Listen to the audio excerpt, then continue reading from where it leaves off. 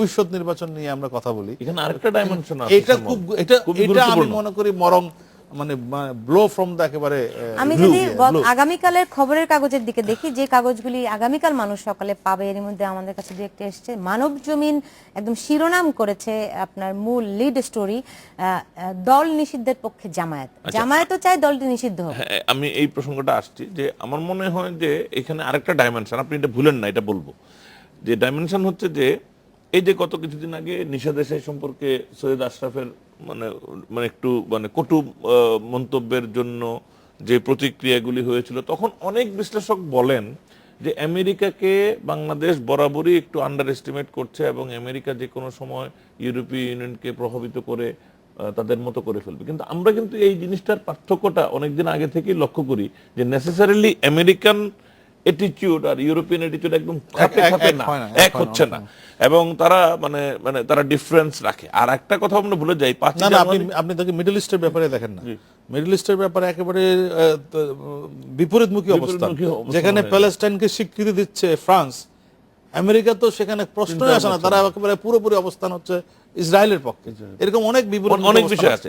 এবং আমাদের যেটা হয়েছে নির্বাচনের 5 জানুয়ারির নির্বাচনের পর ইউরোপীয় পার্লামেন্ট, আমেরিকান পার্লামেন্ট, ব্রিটিশ পার্লামেন্টও কিন্তু এই পরিস্থিতিটা নিয়ে দুটো রেজুলেশন হয়। প্রতিটি ক্ষেত্রে দুইটা ক্লজ থাকে। একটা হচ্ছে যে নির্বাচনের সহিংসতা বা রাজনীতিতে সহিংসতা গ্রহণযোগ্য না, যেটা বিএনপির এগেনস্টে যায়, আর নির্বাচনটা সুন্দর হয়নি, এটা আওয়ামী লীগের বিপক্ষে যায়। এটা ব্যালান্সড। ওই রকম কোনো একটা দলের পক্ষে তখনও কিন্তু কমপ্লিটলি কারোর অবস্থান দেখা যায় না। আর এই যে জামাত নিষিদ্ধের পক্ষে আমি এটা বলছি, জামায়াত নিষিদ্ধের জামায়াতের একটা অংশ, এটা আগেও লেখালেখি হতো যে জামায়াতের মধ্যে একটা অংশ চায় যে জামায়াত যদি নিষিদ্ধ হয় তারা নিজেরা একটা ইসলামী সংগঠন আরেকবার করে নিবে। আর বিএনপিও কিন্তু জামায়াত নিষিদ্ধের উদ্যোগ নেওয়া হচ্ছে, আইনও আসছে।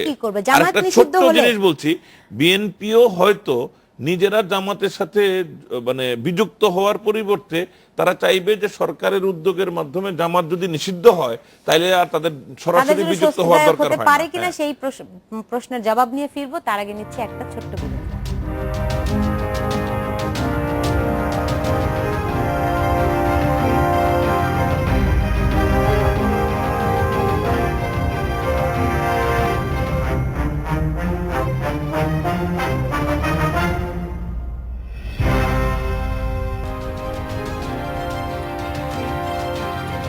বিরতির পর ফিরে এলাম, দেখছেন বাংলাদেশ এখন। জি জনাব শ্যামল দত্ত, আপনারা বলছিলেন যে জামায়াত নিষিদ্ধ হলে সেটা বিএনপির জন্য স্বস্তিদায়ক হবে। আসলে কি তাই? বিএনপির অনেক নীতি নির্ধারকরা বিভিন্ন সময় আমাদের সময় অনানুষ্ঠানিক আলাপে বলে দেখেন, ভাই সরকার কেন তাড়াতাড়ি জামাত নিষিদ্ধ করে না, আমরা এই দায় থেকে বেঁচে যাই। তারা এক ধরনের অব্লিগেশনে আছে জামাতের সাথে, একটা দীর্ঘ মৈত্রী এখন থেকে না, সেই জিয়াউর রহমানের আমল থেকেই যে বন্ধুত্বের সূত্রপাত সেটি অনেক দূর গড়িয়েছে, ক্ষমতার ভাগাভাগি থেকে শুরু করে মন্ত্রিত্ব দেয়া, এবং এক ধরনের বন্ধন আছে দেশীয় আন্তর্জাতিক নানা শক্তির মিত্রতার সাথে জড়িত, সব মিলিয়ে। বাট যারা একটু উদারপন্থী, বিএনপি জানেন, বিএনপি কিন্তু অনেক ধরনের লোকের সংমিশ্রণ। এটি যদিও আমরা একটা সেন্টার রাইট পলিটিক্যাল পার্টি বলি, কিন্তু এর মধ্যে উদারপন্থী লোক আছে, এর মধ্যে কট্টরপন্থী লোক আছে, এর মধ্যে মধ্যপন্থী লোক আছে। ফলে অনেকেই বলেন যে এই দায় থেকে আমাদেরকে মুক্তি দিতে পারে একমাত্র সরকার, সরকার যদি নিষিদ্ধ করে দেয় আমরা এখান থেকে বেঁচে গেলাম। সেটি যদি হয়, বরং অনেকের ধারণা যে এক ধরনের আশঙ্কা আছে যে জামাতকে নিষিদ্ধ করলে জামাত আন্ডারগ্রাউন্ডে চলে যাবে, বরং আরো ভয়ঙ্কর হবে। জামাত কিন্তু কার্যত এখন একটি আন্ডারগ্রাউন্ড পার্টি। আপনি দেখবেন তাদের আজকে প্রায় 5-6 বছর যাবত কার্যত কোনো অফিস নেই, তাদের সমস্ত কর্মসূচি হচ্ছে ওয়েব বেস, তাদের প্রেস রিলিজগুলো আসে অনলাইনে, এমনকি তাদের হরতালের কর্মসূচি সেটিও তাদের ওই প্রেস ইয়েতে আসে, তাদের ওয়েবসাইট থেকে ওটা পড়ে নিতে হয়। কার্যত কোনো তাদের সভা সমিতি কিছুই নেই। একমাত্র বিএনপির আড়ালে যখন 20 দলীয় জোটের কোনো সমাবেশ হয় সেখানে দেখবেন প্রথম সারিতে তারা গিয়ে বসে থাকে।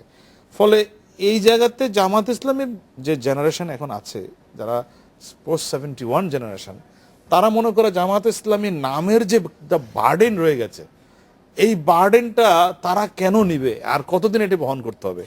বাংলাদেশে ইসলামী রাজনীতি বা ধর্মভিত্তিক রাজনীতির যে এখনো পর্যন্ত যে গ্রাউন্ড আছে, এটার বিশ্লেষণ করার জন্য কোনো পলিটিক্যাল সায়েন্টিস্ট হওয়া লাগবে না, কিন্তু সেটা যে কোনো নামেই হতে পারে।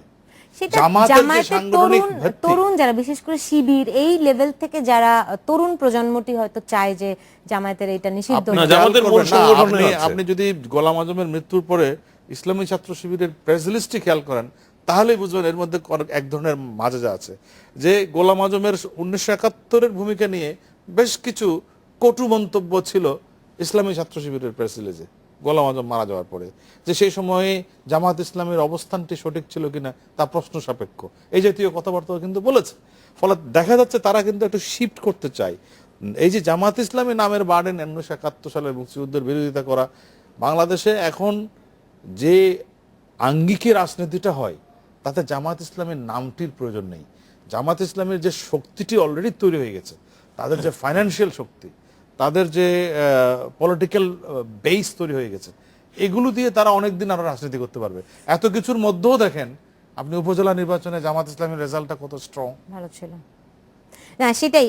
যদি মানে সরকার মানে আজ হোক কাল হোক, আসলে তো আইনি প্রক্রিয়ার মধ্য দিয়ে জামাত নিষিদ্ধ হচ্ছে, এই নিয়ে কি কোনো সন্দেহ আছে? না, সন্দেহের কিছু না, কিন্তু এটা যত দ্রুত আমরা ধারণা করি, এটা আসলে সামগ্রিক আওয়ামী লীগ বা সরকার যেটা করবে সে কিন্তু আবার তার রাজনৈতিক হিসাব নিকেশ আছে, তার কিন্তু সরকার চালাইতে হয়। বিএনপির এখন সুবিধা হলো সে তো সরকারেও নাই, বিরোধী দলের সংসদেও নাই, তার দায় দায়িত্ব অব্লিগেশন কিছু নাই, কিন্তু সরকারের তো গভর্নেন্সের দায়িত্ব আছে। সুতরাং সে একদিকে মানবতা বিরোধী অপরাধ করছে, আর একদিকে কালকেই জামাত নিষিদ্ধ হবে। এইগুলির যে অল্প অল্প প্রতিক্রিয়াও যদি হয়, সবটা মিলে তো বিশাল কিছু হয়ে যায়। তো এটা তো সরকার তো স্টেবল থেকে করতে হবে, সরকার তো নিজেকে আত্মাহুতি দিয়ে জামাত নিষিদ্ধ করার জন্য তড়িঘড়ি করবে না। আমার মূল বক্তব্যটা হচ্ছে যে আওয়ামী লীগ তার কৌশলগত সঠিক সময়ের জন্য অপেক্ষা করছে এবং যতটুকু দরকার করবে। এখন আমরা দেখতে পাচ্ছি সম্ভবত আগামী মন্ত্রিসভার বৈঠকে আইনটি আসবে, তারপরে পাস হবে। এত দ্রুত হবে নাইম ভাই আমার এটা মনে হয় না, কারণ আপনি যদি ইউরোপীয় ইউনিয়নের মন্তব্যটা খেয়াল করেন, যে এটা দিয়ে যেভাবে বিএনপিকে খোঁচা দেওয়া সম্ভব হবে, জামাত নিষিদ্ধ হয়ে গেলে তার এটি আর